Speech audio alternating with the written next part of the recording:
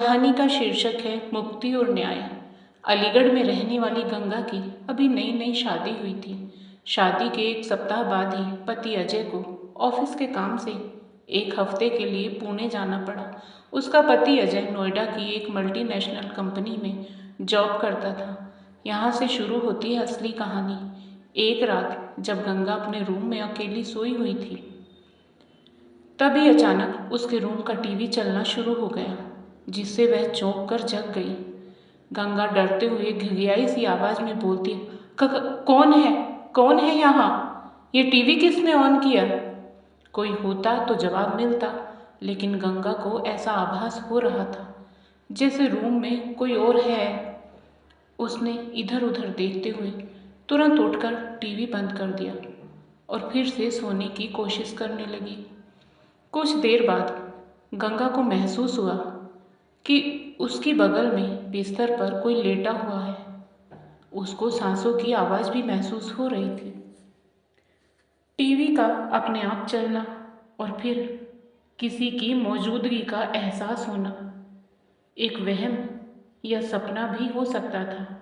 यही सोचकर गंगा फिर से सोने का प्रयास करने लगी, किंतु इतने बड़े घर में अपने रूम में अकेली महिला, और वह भी रात को अकेले सोने के समय, इस तरह का आभास होना किसी भी महिला के लिए ही क्या, अपितु पुरुष को भी डरा देने के लिए काफी था। बगल वाले कमरे में उसकी सास सोई हुई थी। गंगा को न जाने क्यों इस तरह के आभास हो रहे थे। पहले टीवी का चलना और अब यह बगल में किसी के लेटे होने का एहसास। गंगा लेट तो गई, लेकिन उसको नींद नहीं आ रही थी। वह जिस करवट लेटी थी उसी करवट लेटी रही। उसको समझ नहीं आ रहा था कि वह करे तो क्या करे। खुद को समझाने के लिए उसने सोचा कि शायद ये उसका वहम होगा, लेकिन थोड़ी देर बाद उसको फिर से वही एहसास हुआ कि जैसे उसके बराबर वाले बिस्तर का गद्दा बार बार ऊपर नीचे हो रहा और बगल में लेटकर कोई करवट बदल रहा हो। इस एहसास से गंगा के पूरे जिस्म में सनसनाहट सी होने लगी और उसके रोंगटे खड़े हो गए। साथ ही उसके मन में डर समाता चला गया। गंगा समझ ही नहीं पा रही थी कि यह सब हो क्या रहा है। बहुत हिम्मत जुटाकर गंगा बिस्तर से उठी और पीछे पलट कर देखा, परंतु वहां कोई नहीं था।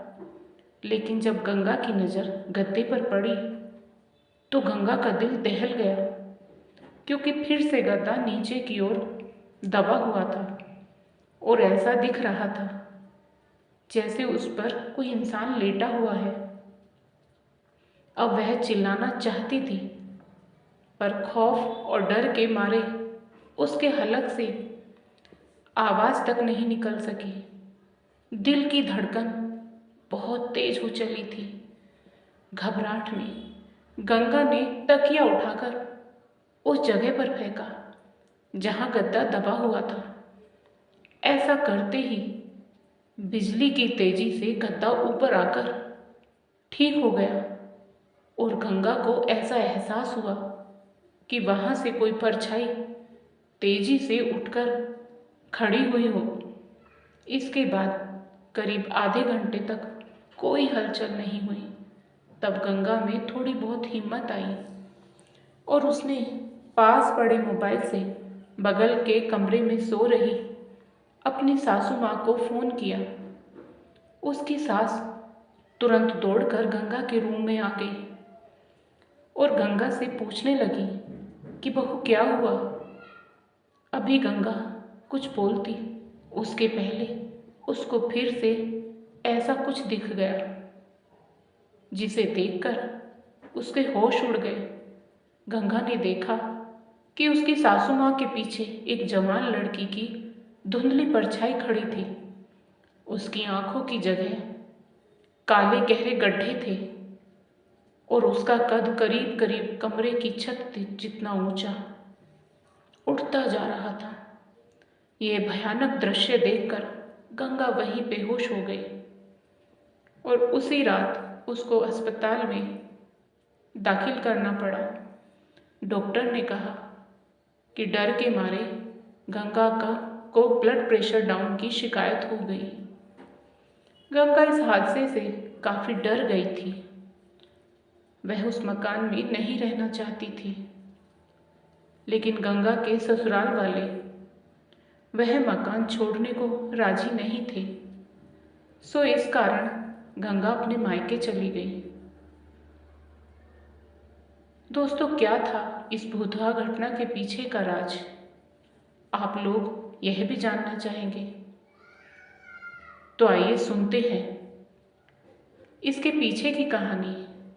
सुनने में आता है कि गंगा के पति अजय की पहले भी एक शादी हो चुकी थी और उसके ऊपर दहेज के लालच में पहली पत्नी को जहर देकर मारने का मुकदमा भी चल रहा है। परंतु अजय और उसके परिवार के खिलाफ कोई गवाह न होने की कमी के कारण केस आगे नहीं बढ़ पा रहा। अपनी बदनामी के कारण अजय अपनी माँ के साथ एक नए घर में आकर रहने लगा, जबकि उसके पिता अभी भी पुराने घर की देखभाल के लिए वहीं पर रह रहे हैं। गंगा के परिवार वालों को शादी से पहले ये बात पता नहीं चल सकी थी, लेकिन इस भूतहा घटना के बाद जब गंगा ने अजय को अपनी आपबीती सुनाई, तो तब उसने अपनी पहली पत्नी का राज गंगा के सामने खोला। परंतु अजय का कहना था कि पत्नी को उसने जहर नहीं दिया था, अपितु उसने खुद ही जहर खाकर जान दी थी। किंतु गंगा को अजय की बात पर विश्वास नहीं हुआ। गंगा को लग रहा था कहीं तो कुछ छुपाया जा रहा है। फिर भी गंगा अजय के समझाने बुझाने से वापस ससुराल आ गई। एक दिन वह किचन में काम कर रही थी और उसकी सास दूसरे वाले मकान पर गई हुई थी, जहां उसके ससुर रहते थे। अजय नोएडा में अपनी ड्यूटी पर था। अजय सोमवार को नोएडा जाता और शुक्रवार को घर आ जाता था। हाँ, तो एक दिन गंगा किचन में खड़ी काम कर रही थी कि तभी उसको एहसास हुआ कि उसके पीछे कोई खड़ा है। गंगा को डर तो लगा, लेकिन फिर भी उसने हिम्मत करके पलटकर देखा तो वही लड़की पीछे खड़ी थी। गंगा ने थोड़ी हिम्मत की और उससे पूछा, कौन हो तुम? वह लड़की एकदम गुस्से से बोली, यहाँ से चली जाओ, वरना यहाँ जिंदा नहीं बचोगी तुम भी। गंगा ने कहा, मैं यहाँ से नहीं जाऊंगी, चाहे तुम जितनी कोशिश करो। लड़की ने कहा, नहीं जाओगी तो मारी जाओगी, जैसे मुझे मार दिया गया जहर देकर। किसी दिन तुम्हें भी मार देंगे जहर देकर। दहेज के लोभी लोग हैं ये। उस मकान को जब छोड़कर आ गए तो मैं भी साथ चली आई। मेरी आत्मा बदले की आग में जल रही है, तड़प रही हूँ मैं इन्हें सजा देने के लिए। इतनी आसानी से पीछा नहीं छोड़ने वाली हूँ मैं इनका। किंतु मैं ऐसे नहीं मारना चाहती हूँ इन्हें। गंगा हिम्मत जुटाकर उस लड़की से पूछती है, तुम हो कौन और मुझसे क्या दुश्मनी है तुम्हारी? लड़की बोलती है, तुमसे कोई दुश्मनी नहीं है, लेकिन तेरे ससुराल वालों से है, जो कभी मेरी ससुराल वाले थे। तेरा पति मेरा पति था। गंगा फिर पूछती है, तो फिर तुमने आत्महत्या क्यों की? नहीं, मैंने आत्महत्या नहीं की, इन लोगों ने मार डाला मुझे जहर देकर, उसका सबूत भी है। गंगा ने आश्चर्य से उस लड़की की ओर देखते हुए पूछा, क्या सबूत है तुम्हारे पास? लड़की की आत्मा कहती है, उस घर में जो मेरे कमरे की अलमारी थी, उसके साइड में एक रोशनदान है। उसमें मैंने अपना मोबाइल रख दिया था, कैमरा ऑन करके, इस तरह से कि जिसमें सब बातों की वीडियो रिकॉर्ड हो जाए। गंगा फिर पूछती है, लेकिन तुम्हें कैसे पता चला कि ये तुम्हें जहर देने वाले हैं? लड़की की आत्मा कहती है, मैंने सुन लिया था जब तीनों अपने कमरे में प्लान बना रहे थे। मैं तो भाग जाना चाहती थी, लेकिन मुझे भागने का समय नहीं मिला।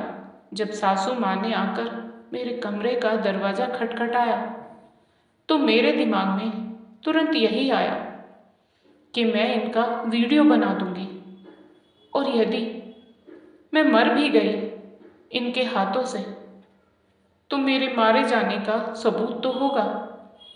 और तब से मेरी आत्मा वह सबूत सही हाथों में पहुंचाने के लिए यहीं भटकती रहती है।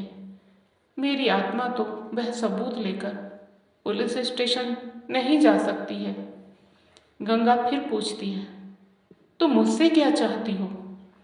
लड़की की आत्मा कहती है, मैं चाहती हूँ तुम वह सबूत वहाँ से उठाकर पुलिस के हवाले कर दो। गंगा उस आत्मा से कहती है, यदि यह सब सही है तो मैं यह जरूर करूँगी। ऐसे पापियों को दंड मिलना ही चाहिए।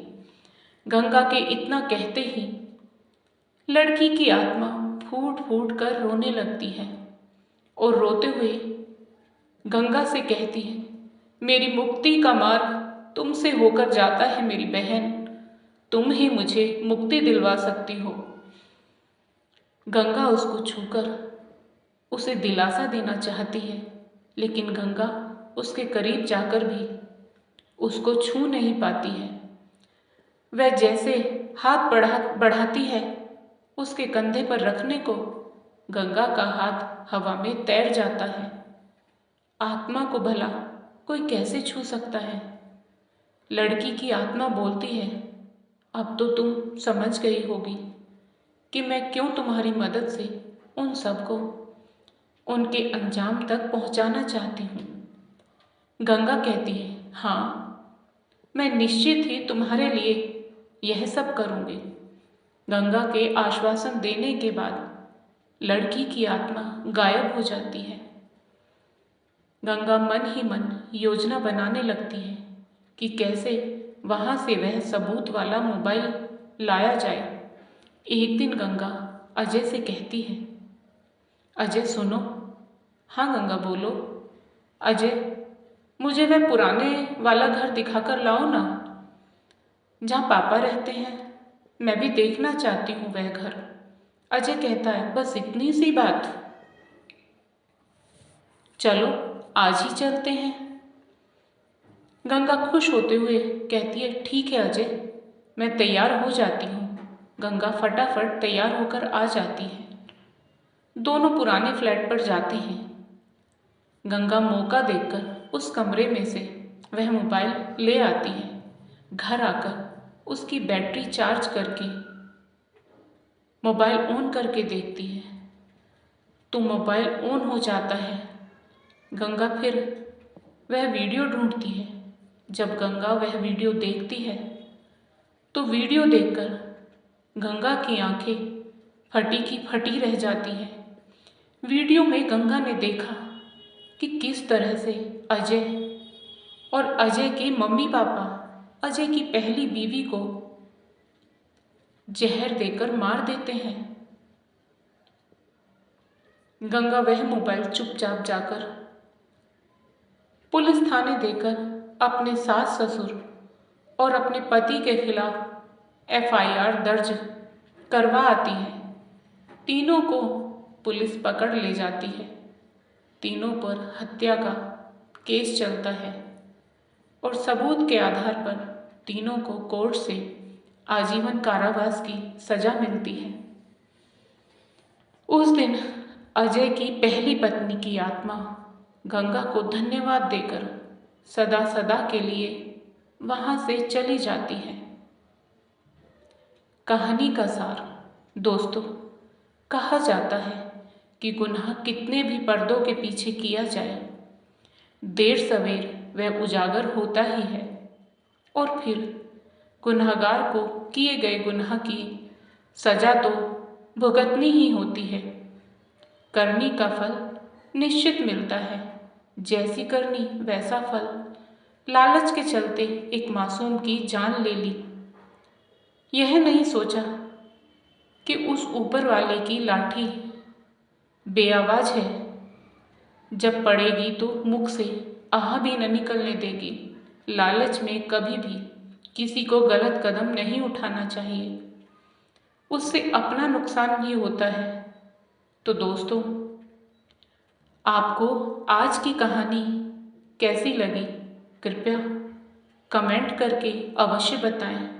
और यदि आपको कहानी पसंद आई हो तो कहानी को लाइक करें, शेयर करें और साथ ही जिंदगी सरिता हिंदी स्टोरी चैनल को सब्सक्राइब करें। फिर मिलेंगे दोस्तों एक और नई कहानी को लेकर। तब तक आप अपने परिवार के साथ हंसते रहिए, मुस्कुराते रहिए, खुश रहिए। राधे राधे प्यारे दोस्तों।